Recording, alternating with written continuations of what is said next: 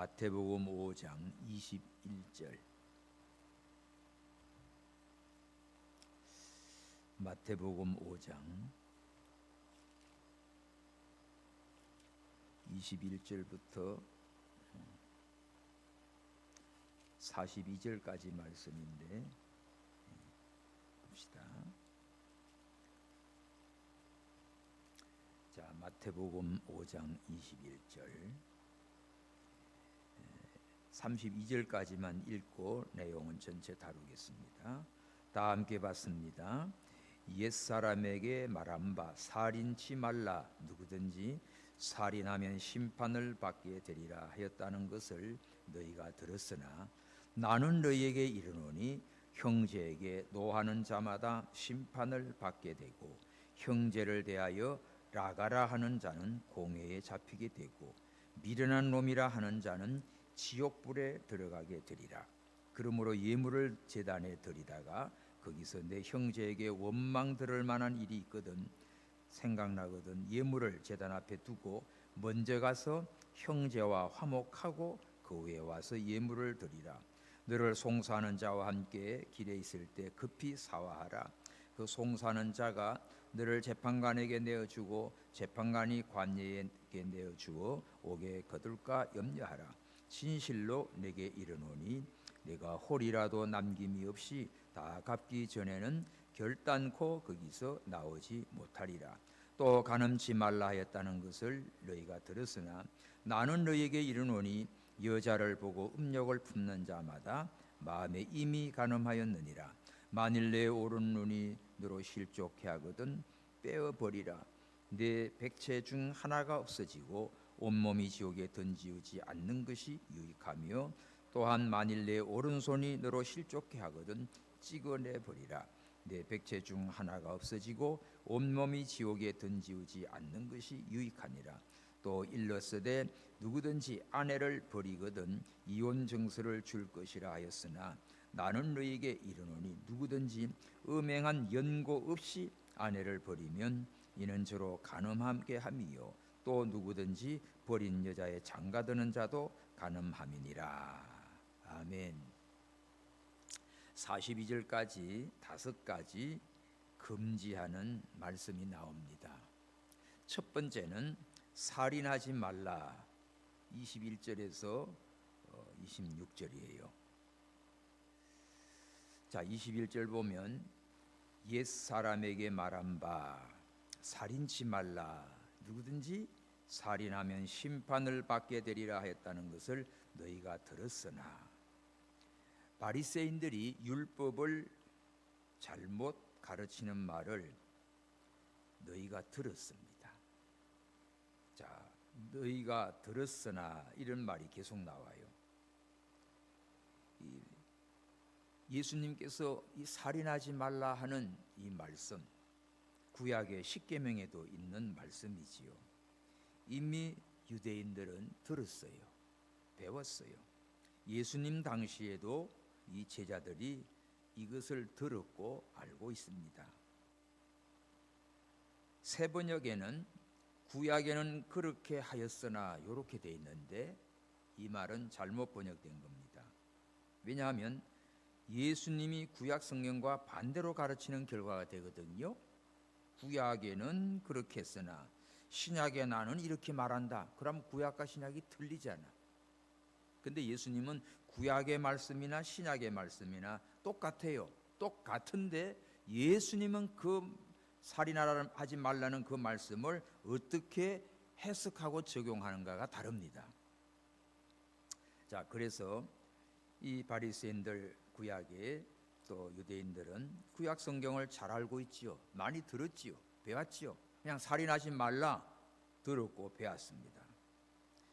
근데 예수님은 자, 살인하지 말라는 것을 사람 죽이지만 않으면 괜찮다 생각을 하지요. 나 사람 안 죽였어요. 나 살인죄 지은 거 없어요. 이렇게 지금 생각을 하는 거예요. 근데 예수님은 22절 시작 나는 너희에게 이르노니 이게 예수님의 가르침이야.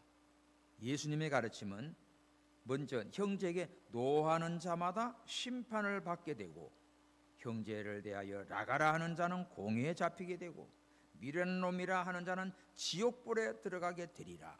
자, 살인하지 말라는 말씀을 3단계로 예수님은 가르치고 있습니다. 자, 우리도 생각할 때 살인하지 말라. 난 사람 안 죽였어요. 뭐 때려 죽이든지 찔러 죽이든지 쳐 죽이든지 나 안 죽였어요. 나 살인범 아니에요. 이렇게 이제 말할 수 있지만 예수님은 봅시다. 먼저 형제에게 노하는 자는 심판을 받게 된다. 노하는 자, 또 형제에 대해서 라가라 하는 자, 라가는 히브리 욕입니다. 막 욕을 하는 거예요. 이거는 공회에 잡히게 된다. 법정에 가는 거죠. 공회에. 그리고 미련한 놈이라, 이건 아예 지옥불에 들어가리라. 그러면 살인하지 말라는 한마디가 예수님은 사람의 마음속에 미워하는 마음도 나오고 미우니까 그냥 화가 나고 노를 바랍니다. 그거 안 되면 막 성질 못 이겨서 막 욕을 퍼붓게 되고, 그다음에 마지막에는 막 저주를 해요. 미련한 놈 뭐 어떻고 막 쏟아붓습니다. 이것이 살인이라는 거예요. 자, 노하는 거는 벌써 혈기가 나오지요. 화가 치밀어 오르고 막 노가 나오고, 그리고 혈기가 나오면 그 다음에 이게 감당 못하니까 막 욕이 튀어나와. 욕이. 그것은 이미 심판받은 거다. 그래서 그냥 양심이 편하지가 않은 거예요. 막 화가 나기 시작하고 우룩부룩 하게 되고 막 입에서 거친 막 욕설이 나오게 되고, 그러다가 성질 나가지고 뭐 하나 던지면 맞으면 죽는 거지. 그러니까 예수님은 유대인들이 율법에 의해서 살인하지 말라 하는 것은 딱 결과만 말하는 거야. 사람을 죽였어요. 그 죽인 살인범으로 몰아가지고 그걸로만 살인했다 이거지만, 예수님은 뭐부터 말합니까? 벌써 마음속에 미운 마음이 작동하니까 그게 안 되니까 막 노가 바라고 화가 나오고, 그 다음에는 막 거침없이 막 욕이 나오고, 마지막에는 막 저주를 퍼붓게 돼요. 거기서 이제 어떻게 해요?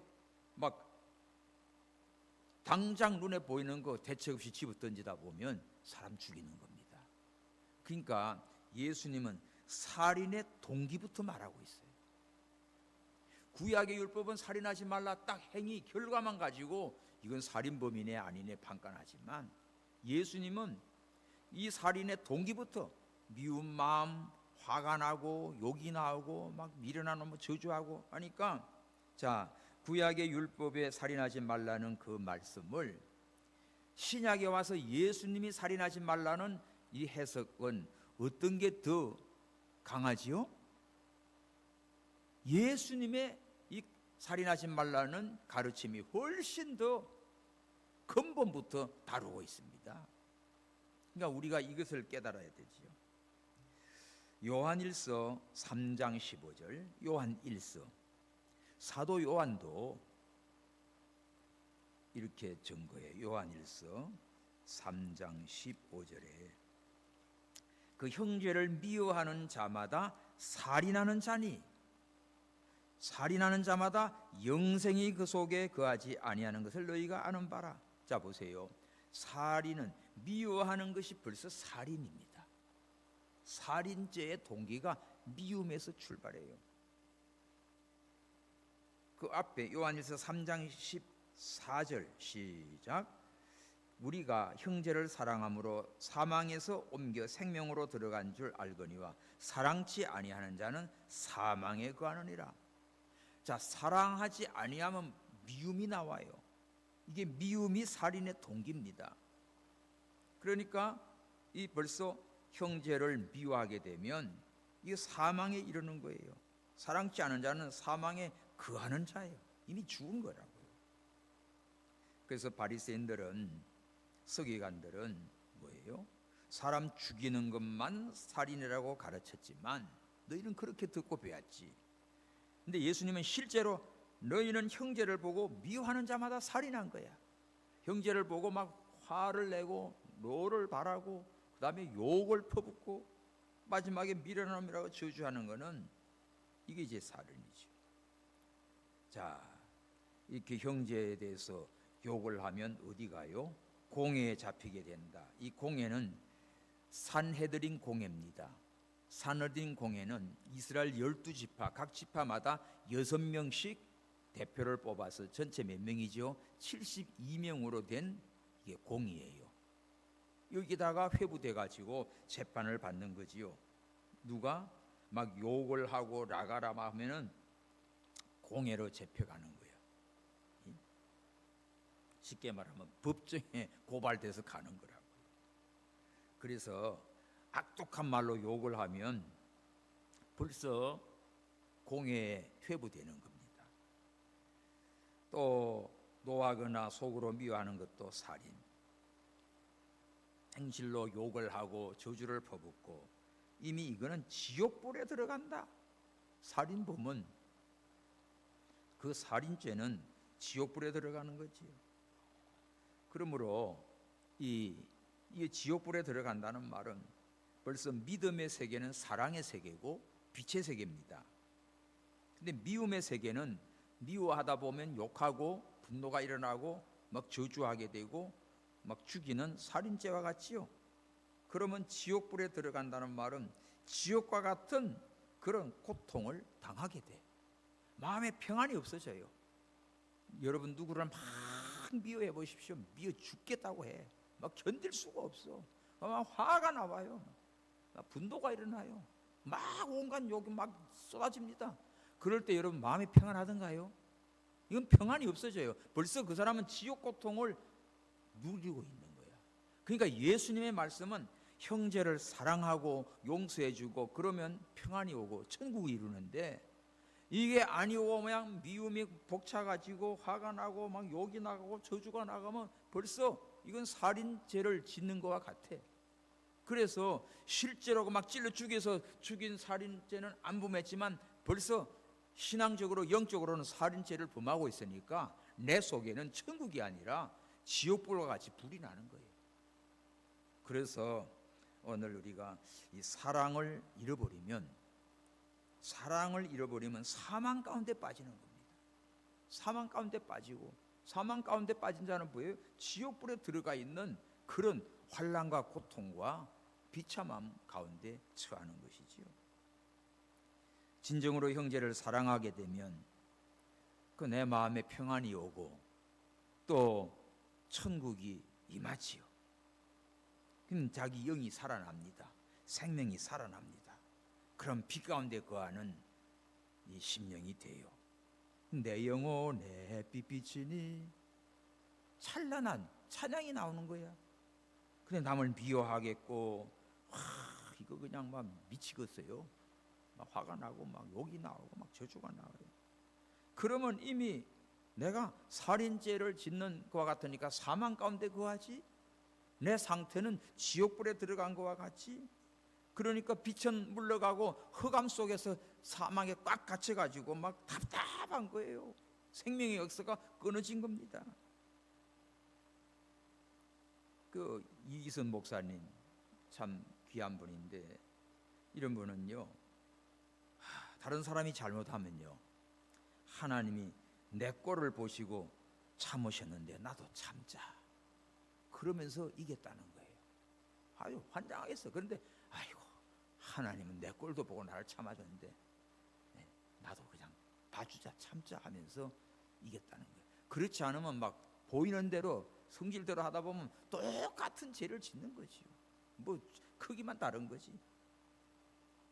성도는 참고 사랑하고 그냥 하나님께 맡기고 가야 내가 내 평안이 천국을 이루지. 그래 안 하면 지옥불 같은 막 불이 나가지고 펄펄거리다가 너무 성질 급한 거는 혈압 터져 죽는 거예요. 심장마비로 가는 거예요. 그래서 우리가 하나님께서 나를 사랑하실 때 내가 잘해서 사랑한 거 아닙니다. 우리가 죄인 되었을 때 하나님이 우리를 사랑하사 예수님을 대신 죽게 하시고 살려줬다고요. 그럼 우리가 남을 미워할 만한 일이 있어도 아이고 하나님은 내 꼴 보고 참아주셨는데 나도 참아주고 봐주자. 저거 깨닫지 못해서 저런다. 기도해주면서 이 승리하시기 바랍니다. 그래서 무슨 혐의가 있거든 그 물고 막 미워하고 그러지 말고 그저 풀고 사랑하기를 힘써야 돼요. 그래서 사랑을 계속 하다 보면요, 악한 사람도 나중에는 깨닫고 변하고 회개하고 미안하고 창피한 줄 알아서 달라집니다. 그래서 오늘 여기 예수님이 예를 들어놨어요. 23절 4절에 보면 그러므로 예물을 제단에 드리다가 하나님 앞에 예배 드리러 가는 거예요. 예배 제사들을 예물을 드리다가 형제에게 원망 들을 만한 일이 생각이 났어요. 누구 미워가지고 원수같이 돼 있어. 그러면 예물을 제단에 두고 먼저 가서 형제와 화목하고 그 후에 와서 예물 드리라. 자, 하나님은 예물 드리는 거 그것도 귀하지만 그런 상태에서는 네 마음이 예배 시간에 와 있어도 은혜가 안 돼. 그러니까 먼저 가서 화해하고 와. 오늘날 막 두 집사가 그냥 빠졌어. 안 보이는 거예요. 예배 다 끝나고 저녁 때쯤 돼가지고 왜 오늘 저기 예배 시간에 안 오고 그랬냐고 전화를 했다니까. 목사님 말도 마세요. 교회 가다가 싸워가지고 성질나서 이래가지고는 교회 가가지고 못 앉아있겠대. 그래서 그냥 집에 있어. 너무 죄송해요. 그렇게 말을 하더라고. 그래서 아이고 그래도 이제 용서하고 서로 와가지고 손잡고 들어와 예배 드려야지. 이제 그렇게 한 일이 있었어요. 그러니까 우리가 참 이게 중요합니다. 그러니까 여러분들 주일날 예배에 오시기 전에 뭐 성질 나는 거 있으면 성질 돋구지 마. 그거 괜히 기분 나쁜 말 하지 마. 그 마귀가요 딱 노리고 있습니다. 예배에 들어가는데 성질 딱 가, 니나가 이렇게 돼요. 그럼 꼴 좋다. 누구만 좋아하지? 마귀만 좋아하지. 그 노립니다. 딱 기회를 노려요. 참아. 그러니까 아이들 공부하는 것도 일주일 내내 모아놨다가 주일날 돼가지고 너 숙제한 것 봐. 너 성적표 가져와봐. 족쳐. 그러면 안 돼요. 딴 날 혼내. 주일날은 절대 그러지 말고. 여러분 딴 때는 굶기더라도 주일날 맛있는 거 집에 다 토요일날 해놓고 주일날 예배 잘 드리고 집에 가서 화목하게 맛있게 드시기 바랍니다. 그 러시아에서 온 분들을 전에 이제 그런 신학교에서 강의를 하니까 여러분들 다른 날은 좀 어려워도 맛있는 거는 주일날 다 두라. 그래서 예배 드리고 온 다음에 하라 그랬더니 그런 고백을 해요. 아이고 맛있는 걸 좋은 걸 준비하려고 해도 없어요. 그래. 그 소리 들으니까 좀 딱하더라고. 어쨌든 간에 우리가 안식일 주일날에 정말 예배드리고 가족들이 집안에서도 그렇게 돼야 돼. 그러면 아이들이 어려서부터 어떻게 해요? 어느 날이 제일 좋아요 일주일에? 주일날이 제일 좋은 날이야. 즐겁고 안식할 날 은혜를 받아요. 그리고 이날은 잔칫날이야. 교회 가서도 은혜 받고 집에 와서도 막 풍성해. 그런데 거꾸로 살아가면요, 야 오늘은 그냥 뭐 밥하기도 싫고 하니까 알아서 먹고 그냥 다 이러면 주일날이 짜증나게 만들어. 그렇게 하지 말아요. 주일날 즐겁게 해야 돼요. 그렇다고 나가서 막 돌아다니면서 그러지 말고 집에서 어쨌든 간에 안식일을 잘 지켜요. 유대인들은요 안식일 식탁이 그들은 이제 그 금요일날 안식일을 전에하고 사바데이를 하는데 보면 다 아이들이 일주일 바쁘다가도 안식일 저녁 식대에 보면 가족이 다 모여가지고 그걸 차려놓고 그 차리는 엄마가 차렸어요. 그러면 다 저기 싱크대에 가서 손을 씻고 와. 제사장들 물두방에 하듯이. 그 아빠가 제사장이야. 그래가지고 가족들 놓고 다 기도를 해줘요. 그리고는 찬양을 불러. 그 찬양이 잠언에 나오는 거예요. 아내를 위해서 온 가족이 아내를 위해서 찬양을 불러줘. 그러니까 아내는 어떻게 해요? 막 감당을 못해. 너무 좋아서. 쉽게 우리로 말하면 당신은 사랑받기 위해 태어난 사람 이런 식으로 불러봐요. 여러분 온 가족이 밥 먹기 전에 다 기도하고 손 씻고 와가지고 이 식탁을 차려놓은 엄마를 향해서 아빠가 자녀들이 다 찬송 불러주면 어때요? 기분 째지지. 그 우리나라는 어떻게 해요? 우리는 기독교인들 이런 게 없어요. 이런 게 없고 그냥 갔다 와가지고 밥 먹고 또 차려놓고는 물어보면 또 어제 나왔던 게 또 나와. 이러면은 아이고 맨날 이 뭐야 젓가락 놨다 들었다 해가지고 뭐 이렇게 되면 성질 먹지 마 그러면 싹 갖다 부버려요. 이렇게 돼요. 전쟁 납니다. 그러니까 그냥 참고 가지. 그런데 진짜 안식일을 정말 거룩하고 복되고 행복하게 하나님을 섬기는 방법이 이렇게 온 가족이 모여서 진짜 식사를 나누고 교제를 나누고 한 주일 동안 산 것 하나님 앞에 또 이런 것들 저런 것들 서로 이야기해. 밤새요 밤새들이 아빠와 엄마와 다 온 가족이 그런 교제하는 것을 안식일 식탁을 내가 참여해서 봤습니다. 아름다운 부분이에요. 이렇게 화목 중요한 겁니다. 화목하지 못하면 예배 드리고 뭐 예물 드리고 가다가 이 다투고 원망 듣고 이러면은 은혜를 못 받아요. 그래서 먼저 화목하고 하나님 앞에 예배 드리라. 주일날 예배 드리러 오는 날 꼭 저기 여러분들 다툼이 일어나고 서운한 게 있어도 그날은 건들지 말아요. 참아요. 또 비워버려요. 그래서 하나님 앞에서 은혜 받고 예배 받으면 다 사라집니다. 근데 마귀는 딱 기다리고 있다가 성질 건든다니까. 이거 깨가지고 그럼 나는 예배도 안 드리고 그냥 이렇게 되고 화가 나가지고 그러면은 엄청나게 손해를 봐. 사탄은 그거 딱 노린다니까. 또 이런 게 나와요. 25절 너를 송사하는 자가 있습니다. 함께 길을 가다가 만났어요. 그러면 아이고 잘됐다. 급히 가서 사과하라. 이거 법정에 가는 것보다 먼저 이렇게 사과하는 게 좋은 거예요. 그러니까 이혼을 하려고 해도 뭐 하려고 해도 보면 법정에서는 그래요. 만하면 합의하십시오. 뭐 결판을 내는 것보다 중간에서 그냥 합의하십시오. 교통사고가 났다 뭐가 났다 민사가 났다 하면 웬만하면 둘이서 그냥 좀 절충해서 하십시오. 그거 원해요. 근데 막 끝까지 해보자고 하면 둘 다 망해. 그런 거 많습니다. 형제간에 다투며가지고 이거 재판을 그냥 몇 년씩 끌어가요. 그러나고 변호사만 배불리지 자기에겐 유익이 아무것도 없어. 마지막에 남는 거 없어요. 해밍웨이 이거 나오잖아요. 이제 상어 같은 걸 하나 잡았는데 이거를 그걸 잡기 위해서 그렇게 바다를 헤매다가 하나 잡아가지고 이걸 끌고 오는데 어떻게 해요? 막 피가 날 거 아닙니까? 뒤에 상어떼들이 몰려와가지고 마지막에 다 바닷가에 나와가지고 끄집어냈더니 뭐만 남았어요? 뼈자국만 남은 거예요.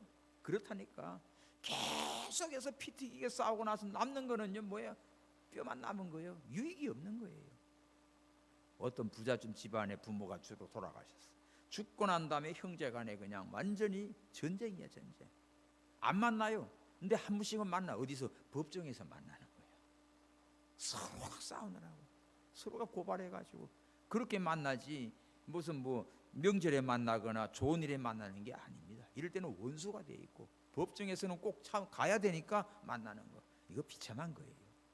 그런 거로 오늘 우리는 이 살인하지 말라는 것은 생명을 사랑하는 겁니다. 그리고 먼저 화목하는 거예요. 형제 간에도 그렇고 가족 간에도 그렇고 또 이웃 간에도 그렇고 송사할 일이 벌어질 때도 먼저 사화하고 재판관에 가가지고 그저 고발해 가지고 옥에다 집어넣는 것보다 중간에서 화해하고 그냥 서로 양보해가지고 절충해서 그렇게 하는 게 훨씬 낫습니다. 그래서 26절 진실로 네게 이르노니 네가 홀이라도 남김없이 다 갚기 전에는 결단코 거기서 나오지 못하리라. 홀이라도가 뭐지요? 홀이라도 작은 거예요. 홀이라도 이 고드란테스 로마 동전인데 가장 적은 단위입니다. 작은 죄라도 철저히 회개하라는 거예요. 그런 거 남김없이 나옵니다. 그래서 떳떳하고 깨끗해요. 죄가 될 만한 것은 전부 다 철저히 회개하고 하여간 우리 성도가 죄지면 흑암에 빠지게 돼 있어요. 흑암에 빠지면 고통 속에 있어요. 옥에 가둔다는 건 옥이 뭡니까? 감옥이지. 빛도 없고 그저 깝깝한 가운데 고통 속에 머물게 되는 것입니다. 성도가 죄지게 되면 재판관에 간다. 이게 율법이죠. 재판관은 법으로만 다스리니까 율법. 그리고 관에는 죄의 세력이 그냥 딱 나를 옥에다 가둔다고요. 그러므로 거기서 회개해야 청산해야 자유의 몸이 돼 나오거든. 그러므로 우리는 살인하지 말라 이 한 단어가 남 죽이지만 않으면 살인죄 안 지는 게 아니고 마음에서 미움에서 시작되는구나. 여기서 화가 나오고 욕이 나오고 미련한 놈이라고 저주를 하면 이미 벌써 지옥불에 들어가는 흑암에 갇힌 이런 참 불행한 자가 되는 거지요. 아주 재판관에게 가서 율법에서 관예에 옥에 갇혀지는 겁니다. 그래서 거기서 나오려고 하면 홀이라도 낭릇이 다 회개해야, 다 청산해야 나오는 거라고요. 그런 거로 우리는 먼저 사랑하고 또 용서하고 화목하고 항상 하나님이 주시는 이 평강을 누리고 살아가는 우리 모두가 되기를 바랍니다. 자, 두 번째 금지한 법이 뭘까? 27절에서 32절인데 30절 간음하지 말라는 겁니다. 자, 27. 또 간음치 말라 하는 것을 너희가 들었으나, 자, 제자들도 유대인들도 다 구약의 율법에 간음하지 마라 7계명에 나와 있습니다. 다 들었어요. 들어서 배웠어요. 나 간음 안 했는데요. 나 저기 사고 친 거 없어요. 근데 예수님은 뭐라고 그럽니까? 28절 시작. 나는 너희에게 이르노니, 이게 예수님의 가르침이야. 나는 너희에게 이르노니, 예수님의 이 율법에 대한 해석이에요. 여자를 보고 음욕을 품는 자마다 이미 간음하였느니라. 거기 표시하십시오. 이미 간음했다. 뭐가 이미 간음입니까? 여자를 보고 음욕이 일어났어요. 음탕한 욕심이 드러나요. 이거는 이미 간음한 거다. 이미 간음했다는 것은요, 하나님을 떠나면, 마음이 하나님을 떠나면 영적으로 간음한 것이 됩니다. 그러다 보니까 육신의 이런 정욕이나 이런 것이 들어오게 돼 있어요. 되게 중요해요. 그 이미 간음에다 표시해 놓으십시오. 마음이 하나님을 떠나면 이미 간음한 자가 돼. 마음이 하나님이 떠나면 거기에는 온갖 잡생각이나 잡된 것들이 싹 들어오게 돼 있어요. 자, 마태복음 12장 39절에 악하고 음란한 세대라고 했어요. 악하고 음란한 세대다. 표적을 구하나 선지자 요나의 표적밖에 보여줄 게 없다. 이 세상은 악하고 음란한 세대입니다. 마음이 하나님을 떠나고 살기 때문에 이 악하게 음란한 세상이 돼버려요.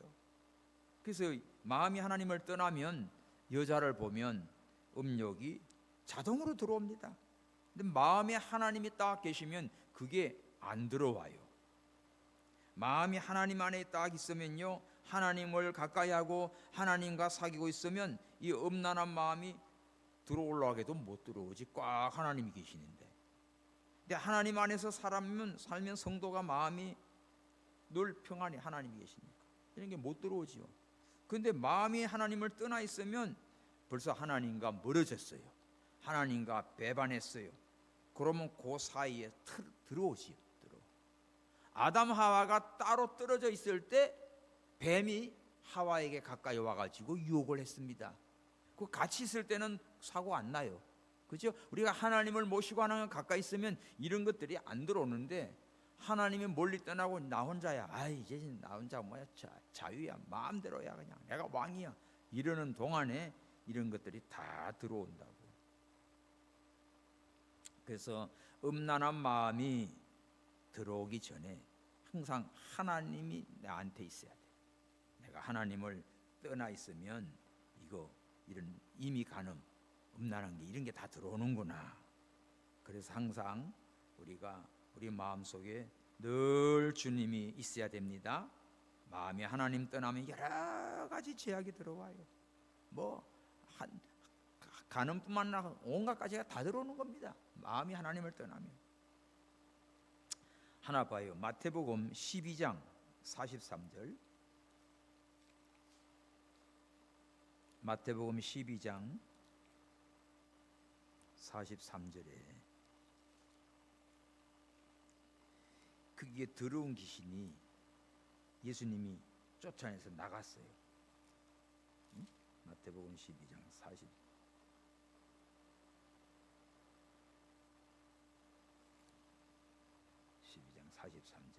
더러운 귀신이 사람에게 나갔습니다. 그래서 물 없는 곳으로 다니다가 쉴 곳이 없어요. 갈 곳이 없으니까 내가 나온 집에 들어가 봐요. 딱 가보니까 44 어때요? 집이 다 소재가 되었고 수리가 됐고 비어있어요. 빈집이야. 그 마귀가 전에는 주인 노릇하고 있는데 예수님이 마귀를 쫓아냈거든요. 귀신을. 근데 귀신이 나가지고 돌아다니다가 쉴 곳이 없어. 갈 곳이 없으니까 다시 지가 있던 곳으로 와보니까 어떻게 싹 비어있고 수리가 됐고 비어있거든. 그러니까 45절 시작. 이에 가서 저보다 더 악한 귀신 7을 데리고 들어가서 그 안이 그 사람이 나중 형편이 전보다 더욱 심하게 되느니라. 이 악한 세대가 또한 이렇게 되리라. 이게 무슨 말입니까? 내 속에 주인이 없어졌어요.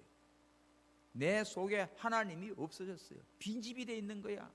전에는 마귀가 귀신이 왕노를 하고 있었는데 그래서 미치게 해야 되는데 예수님이 귀신을 쫓아냈거든. 그럼 빈집인데 이 빈집에 누가 있어야 되지요?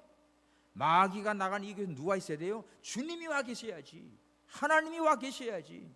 성령이 와 계셔야지. 말씀으로 내가 충만히 있어야지. 그러면 귀신이 올라가도 겁이 나서 못 옵니다. 근데 비어있거든. 꽝이란 말이야. 아이고 좋아 아무것도 아니네. 그러니까 전보다 더 7 귀신을 끌고 들어가가지고 옛날보다 더 악한 미친 자가 되는 거예요. 무서운 겁니다 이게. 그래서 여러분들요, 내 마음에 하나님이 떠나면 이미 간음한 죄를 짓게 되고 내 마음에 하나님이 없으면 더 악한 귀신들이 들어와가지고 나를 쥐흔는다고요.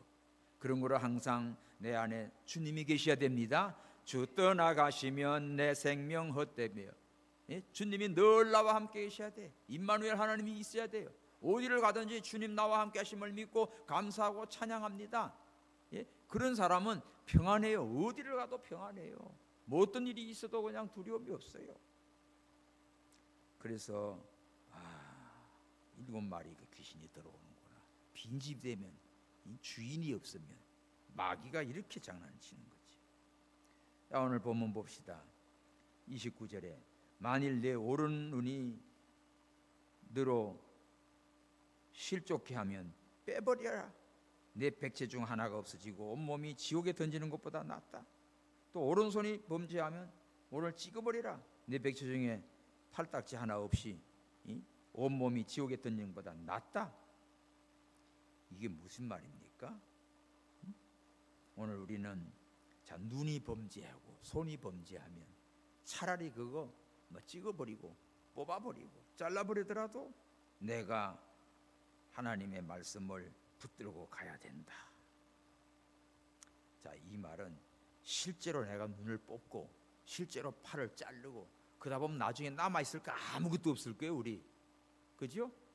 순간순간마다 요렇게 할 때마다 하나씩 떼버리면 나중에 귀도 잘라져 없을 거고 손도 잘라 없을 거고 눈도 하나씩 다 빠져 없어질 거고 뭐가 되겠어요 그거.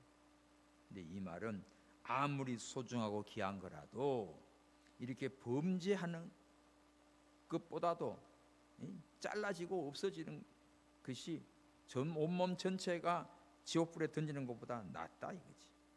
그래서 죄를 하나라도 우리는 정말 무서워하고 끊어버리는 그런 자가 되어야 됩니다. 죄지면 실제로 눈을 빼고 손을 찍으라는 말이 아니라 손이나 눈같이 필요한 것이지만 그런 것이 내가 범죄하면 잘라버리고 손해가 나고 없어진다 할지라도 범죄치 말아라 하는 뜻이에요. 할렐루야.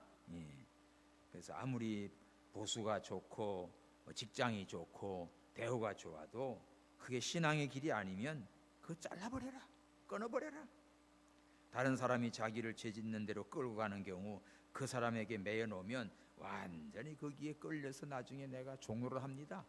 그게 부모가 친척이 됐던 세상이 됐던 인정에 끌리고 욕심에 끌리면 하나님 말씀 떠나게 돼요. 그러다 보면 결국은 마지막에 하나님의 징계를 받아 불같은 지옥불 같은 고통을 당하게 되어 있습니다. 그러므로 우리가 하나님이 떠나면 이미 가늠하는 자 같구나. 내 안에는 누가 계셔야 돼요? 항상 주님이 계시고 빈집이 되지 마시고 성령님이 나와 함께 계셔서 말씀으로 충만한 여러분들 되기를 축원합니다. 자, 세 번째, 뭐 하지 말래? 이혼하지 말래. 이혼. 자, 이 말씀 잘 깨달아야 돼요. 31이 또 일러스되 누구든지 아내를 버리거든 이혼 증서를 줄 것이라 하였으나 나는 너에게 이르노니, 자, 예수님의 가르침, 누구든지 음행한 연고 없이 아내를 버리면 이는 저로 간음하게 함이요 누구든지 버린 여자에게 장가드는 자도 간음함이라.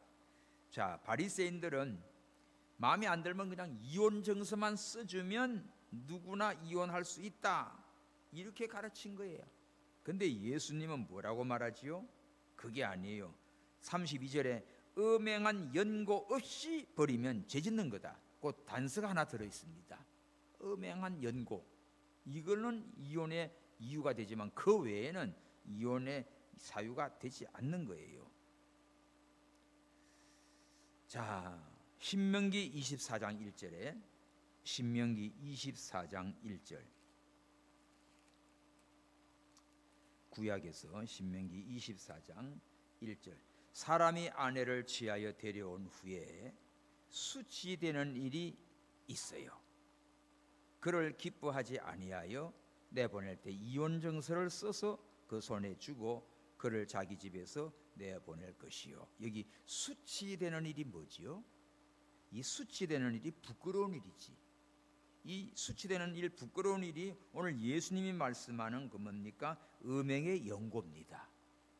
근데 이것은 딱 빼놓고 바리새인들은 누구든지 아내랑 이혼하려면 이혼 증서만 써주면 돼, 이혼하고 싶은 대로 해, 이거였어요.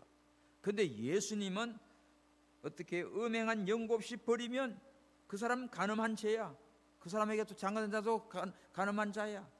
신명기 24장 원본을 보니까 수치되는 일이 있을 경우입니다. 아멘. 그럴 때는 합법적으로 이혼 증서를 써서 이렇게 내보내라. 그 외에는 이혼하지 말라는 겁니다. 자, 그러면 우리 성경에서 수치되는 일, 또 오늘 여기 음행한 연고, 이런 것이 지금 예수님의 말씀과 신명기 24장에 딱 증거가 나오는데, 우리가 성경에서 부부 계약 다 맹세하고 계약을 했어요. 이게 해지되는 경우가 생겨요. 해지되는 경우는 이제 자유의 몸이 되지요. 첫 번째, 어떤 경우인가? 남편이나 아내 중에 누가 한 편이 죽었을 때예요. 같이 살다가 한 편이 죽으면 홀로 되지요.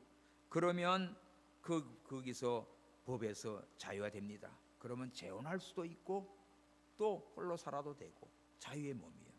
두 번째는 신앙 문제 때문에 쫓겨나거나 갈라지는 경우 있습니다. 이거는 봅시다. 고린도전서 7장 15절. 고린도전서 7장 15절에 혹 믿지 아니하는 자가 갈리거든 갈리게 하라. 형제나 자매나 이런 일이 구속받을 것이 없느니라.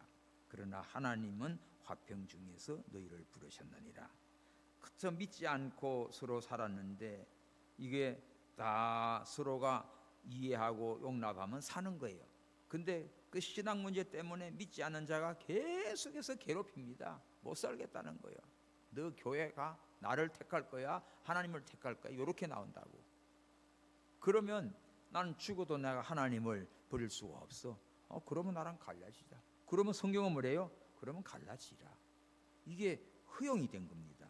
신앙 문제로 도저히 이걸 할 수 없어요. 진리를, 믿음을 양보하면서까지 같이 살 수는 없는 거지요. 이렇게 이혼이 강요될 때는 신앙이 생명이기 때문에 신앙을 지키기 위해서 이혼을 오늘 갈라지게 하라고 허용이 된 부분이에요. 자, 세 번째는 에레미야 29장 4절에서 6절인데, 자, 유대 백성이 바벨론의 포로로 끌려갔어요. 오랜 동안 포로 잡혀가서 70년 동안 살게 됩니다. 그러면 고향에 결혼했던 사람도 있고 처자도 있는데 멀리 떠났어요. 다시 만날 길이 없어. 그랬을 경우에 뭐라고 그래요? 너는 거기서 집을 짓고 거기 거하며 또 아내를 취하여 자녀도 낳고 그렇게 살아라, 이런 말씀이 나옵니다. 그런 거로 포로로 잡혀갔거나 전쟁이 났거나 완전히 이산가족이 돼서 살았는지 죽은지 알 수가 없어요. 그런 세월을 오랜 보낼 때 나중에 어떻게 해요? 결혼을 허용할 수가 있습니다. 아멘. 이런 것이 성경에 이렇게 있는 거죠. 그래서 웨스트민스터 신앙고백서 24장 6절에도 보면 남자 편에 무슨 부정이 있다고 할 때 그걸 조사하는 것은 옳다. 그러나 하나님이 짝지어 준 건 사람이 정당하지 않는 방법으로는 분리시켜서는 안 된다. 간음이 아니라도 교회 법이나 어떻게 할 수 없는 고의적인 부부 동서 거절은 결혼의 약속을 취소할 충분한 원인이 된다. 자, 이런 말씀입니다. 교회 정치문답 조례 66번에도 보면 음행이 있거나 오랫동안 집을 버리고 멀리 가서 관리가 처분 부합할 수 없는 경우에 이혼하는 것이 가하나, 이런 것들. 그러나 구타하는 것, 성격 이런 것 때문에 나는 이혼하겠다, 이런 거는 합당치 않은 것이. 오늘날은 그냥 자기 욕심과 자기의 성격과 이런 걸로 막 해가지고 이렇게 막 이혼하는 경우가 너무 지금 심하죠. 한국도 지금 이혼이 세계 1, 2위 됩니다.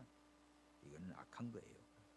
오늘 성경에서 말하는 것은 한편이 먼저 세상을 뜯거나 또 신앙 문제로 도저히 같이 할 수 없거나 아니면 전쟁이나 멀리 이제 이렇게 포로로 끌려가지고 천재지변으로 다시 찾을 수가 없고 만날 수 없거나 이런 경우 허용이 되고, 그 다음에 네 번째 뭐예요? 오늘 본문에 있는 것처럼 남편이나 아내가 음행한 짓을 했습니다. 이거는 도저히 같이 할 수가 없어. 그래서 이거는 이혼 사유가 되는 거예요. 그럴 경우에 하나님이 어떻게 해요? 이거 이혼 정서를 주고 허용을 한 겁니다. 네 번째가 또 뭔고 하면, 자, 네 번째, 맹세하지 말라. 오늘 본문 33절에서 37절, 또 옛사람에게 말한 바 헛맹세를 하지 말고 내 맹세한 것은 주께 지키라 하였다는 것을 너희가 들었으나, 자, 헛맹세하지 말아라. 맹세한 것은 지켜라. 근데 예수님은 뭐래요? 나는 도무지 맹세하지 말라. 왜? 하늘로도 말고 하나님의 보좌로도 말고 땅으로도 말고 하늘은 하늘은 발등상이고 예루살렘으로도 말라. 이런 임금의 성이요. 네 머리털로도 말라. 네가 한 트럭도 희고 금게 할 수 없습니다. 이 말은 뭐지요? 우리가 맹세할 때 내가 이게 안 되면 내 손에 장을 지져라, 막 이렇게 나옵니다. 그런데 그거는 네가 그렇게 맹세한다고 되는 게 아니에요. 되는 게 아니기 때문에 하늘로도 맹세하고 내가 뭘 두고 맹세하고 뭘 맹세하지만 그거는 네가 맹세로 큰 소리 친다고 되는 게 아니에요. 그러니까 맹세를 해놓으면 그게 올무가 됩니다. 그러니까 맹세하지 말고 너는 뭐하라? 자, 37절 시작. 오직 너는 옳다 아니라 하라. 이에 지나는 것은 악으로 쫓아내는 것이다. 언제나 우리는 하나님 말씀에 맞으면 오케이, 아니면 아니야. 옳다 아니라 할 것이 그냥 맹세해놓고 우겼다가 나중에 그것이 다 틀어지거든요. 그러다 보면 맹세해놓고 그것이 부담이 되고 죄가 되고 올무가 됩니다. 마지막 다섯 번째요. 보수하지 마라. 38절에서 42절입니다. 38, 눈은 눈으로 이는 이로 갚으라 하였다는 걸 너희가 들었으나 배웠지요. 구약에 보면 눈은 눈, 이는 이. 지금 무슬림들은 꾸란에 이대로 해요. 그래서 사우디에서도 보면 이게 이 귀국 앞두고 그 건빵을 틀었어요. 그래서 한보따리 가지고 공항에 나왔는데 공항에서 쫙 엑스레이 잡혀가지고 그 사람 어떻게 해요? 팔목 잘립니다. 팔 잘려요. 또 간호마다 잡히면 목 쳐요. 목 치는 날 있어요. 한 달에 한 번. 그래서 광장에 그 리야드 시내 우리 전부 다 한번 갔어요. 그냥 그 광장에서 그냥 공개 재판에서 목을 치는 겁니다. 그러니까 또 어떤 직원은 교통사고로 누구 어린애를 쳤어요. 그러니까 한국에 못 돌아와요. 한국엔 네 아들 데려와래. 네 아들 데려 죽인다는 거예요. 그게 사우디는 그래. 그러니까 중동에. 그런데 성경에 봅시다. 이는 이, 눈은 눈, 뭐 이걸로 그냥 완전 보복이지요. 보수하는 거. 이걸 하는데 예수님은 뭐라고 말합니까? 39. 나는 너에게 이르노니 악한 자를 대적지 말라. 누구든지 오른뺨을 치거든 왼편도 돌려대고 송사를 하면 속옷을 가지고자 하면 그도까지 주고 누구든지 너로 억지로 오리를 가고자 하면 그와 함께 심리를 동행하고 마지막 42 시작. 네게 구하는 자에게 주며 네게 꾸고자 하는 자에게 거절하지 마라. 이 말은 뭘까요? 예수님은 이는 이, 눈은 눈 그렇게 그대로 보복하고 갚지 말고, 자, 오른뺨을 치면 왼뺨도 대라. 이거는 완전히 그냥 뺨을 맞는 거는 인격적인 모독이지요. 그러나 인격적인 내가 모욕을 당할지라도 생명 있는 믿음, 하나님과 교통하는 영적인 그런 생활은 빼앗기지 말라는 겁니다. 자, 속옷을 달라면 그도 물질이지요.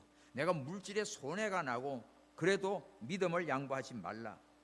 또 오리를 가면 심리까지 가라. 이거는 인권 유린입니다. 인권을 유려가고 내가 억울하게 끌려가더라도 하나님을 섬기는 믿음은 빼앗기지 마라. 아멘. 그 의미예요. 이삭이 보면 그랬어요.